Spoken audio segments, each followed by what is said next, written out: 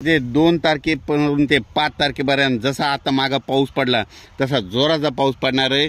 पुन्हा गोदावरीला पाणी येणार आहे। पुन्हा ते गोदावरीला पाणी आल्याच्या नंतर पुन्हा ते जायकवाडीकडे पाणी जाणार आहे। पुन्हा जायकवाडीची पाण्याची पातळी वाढणार आहे। म्हणून हे अंदाज लक्षात घ्यायचा।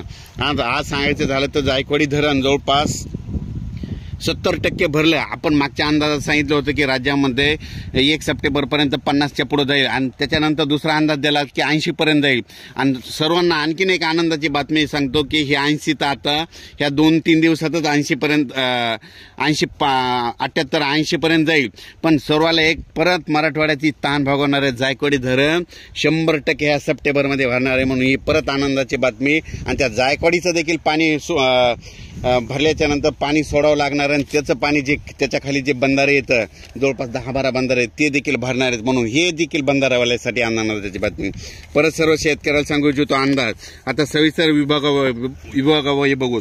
पूर्व विदर्भ उद्या 30 आणि 31 तारखेला पूर्व विदर्भात देखील थोड्या प्रमाणात म्हणजे भाग बदलत पाऊस सुरू होणार आहे।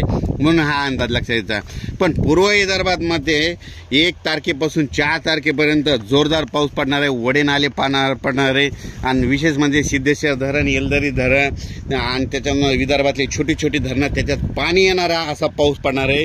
म्हणजे 2 तारखेचे 4 दरम्यान हे विदर्भ पूर्व विदर्भातल्या शेतकऱ्यांनी हा अंदाज लक्षात घ्यायचा। त्याच्यानंतर पश्चिम विदर्भात म्हणजे उद्या 30 आणि 31 तारखेला तुमच्या पश्चिम विदर्भात तुरळक ठिकाणी पाऊस येणार आहे।